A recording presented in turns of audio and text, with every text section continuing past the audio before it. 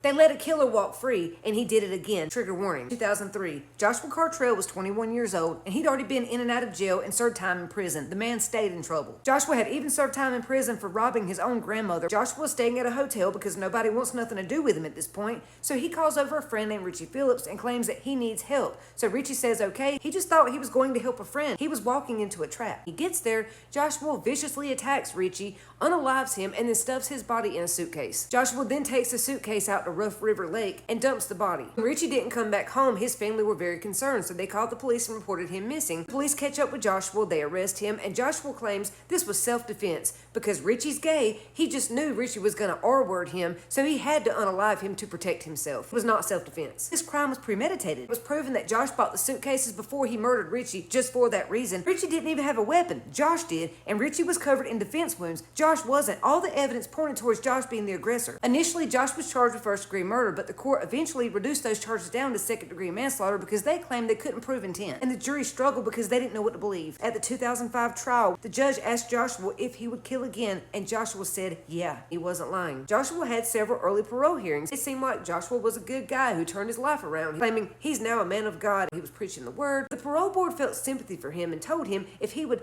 do his classes and stay out of trouble, he would be released early. After his release, Joshua stays in and out of trouble nonstop. 2025, Joshua goes to a recovery center, and that's where he meets Kayla. She works at this recovery center. She falls hard for Josh, and the pair start dating. Before long, they're staying together. Kayla had a 13-year-old daughter named Kennedy who also lived with her. I don't know if Kayla knew about Joshua's background or not. I would hope her working at a recovery center that she would have done a background check. So when she didn't show up for work, they called in a welfare check, and that was where they made a gruesome discovery. They found Kayla in her bedroom, and she had been stabbed and bludgeoned to death. They found 13-year-old Kennedy in the room across the hall, and she also had been stabbed to death. Her neighbors told the police they saw Josh at her house the day that she was murdered, so the police quickly found him at a hospital, and he had blood all over his clothes. Of course, just like the first murder, Joshua tried to deny everything, but the police weren't stupid. The man had blood on his clothes. They knew he was involved with this. So yet again, Joshua has been charged with murder and tampering with evidence. Let's just hope the courts hold him accountable this time. Before you date anyone, please do that background check. I'm not trying to victim blame. I'm just angry because these two murders could have been prevented in more than one way. There is so much on his record. One background check, that's all it would have taken. Society has been taught to sympathize with these monsters.